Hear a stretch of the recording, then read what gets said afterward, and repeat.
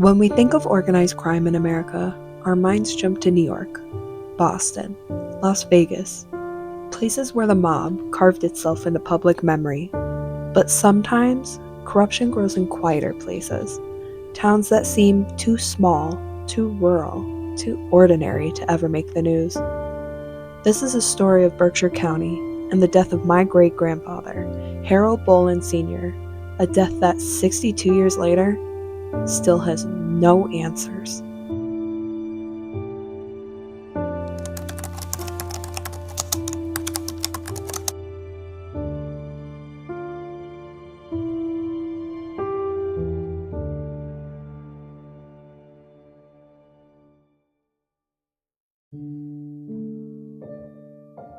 The Berkshires, known today for its art museums, rolling hills, and quiet New England life, wasn't always so peaceful. As early as the 1930s, city officials were already sounding alarms. One Eye Berkshires report notes that City Councilor Daniel Casey pushed for an investigation into why illegal gambling flourished without interference or suppression by the police department.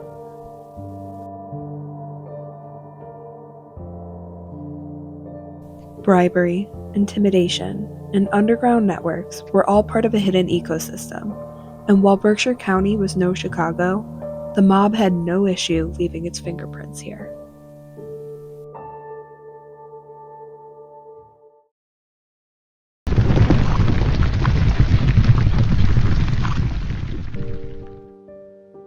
By the 1960s, the mafia's grip tightened. Berkshire Downs, once pitched as a promising racetrack in Hancock, Massachusetts, became a financial disaster and a magnet for organized crime.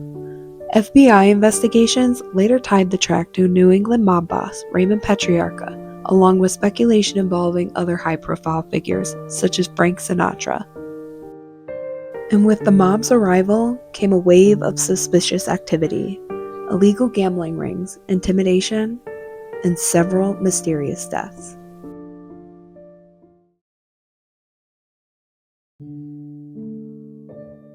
On May 21st, 1962, the body of my great-grandfather, Harold Bolin, was discovered floating in an industrial canal near Onoda Lake. His right wrist was tied to a rope, and the rope was tied to a stone. Investigators were quick to express uncertainty. Was it homicide, suicide, or something far more complicated? His wallet was found in one location, his shoe in another, and despite these red flags, no definitive conclusion was ever reached. What investigators did know was this: Harold died in the middle of a surge of mob-related operations in Berkshire County, and he wasn't the only one.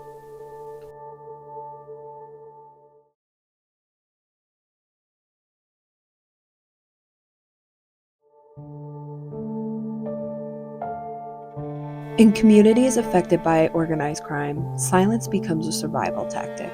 Witnesses stay quiet, police departments face suspicion, and families are left in the dark. Many in my family, and many locals, believe Harold's death was no accident. Some theories point to a staged suicide. Others believe the police covered up a murder tied to the underground economy of the time. One of Harold's sons later became a Pittsfield police officer, not out of admiration, but out of a desire for answers for the truth he believed had been buried.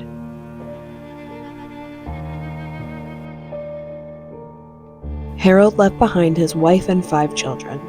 Their childhoods were shaped not only by grief, but by fear. Some family members wanted to know everything. Others refused to talk about it at all. Anger, guilt, and trauma dividing siblings who never got closure.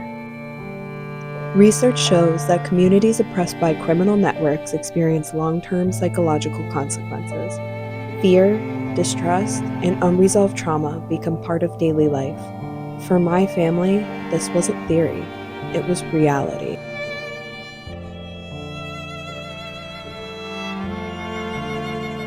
By the late 1970s, the mob's presence faded from the Berkshires, but the scars it left on communities, on trusted institutions, and on families like mine remain. Harold Bolin's case is now over 6 decades old, unsolved, untold, and undeniably tied to a chapter of local history that many would prefer to forget.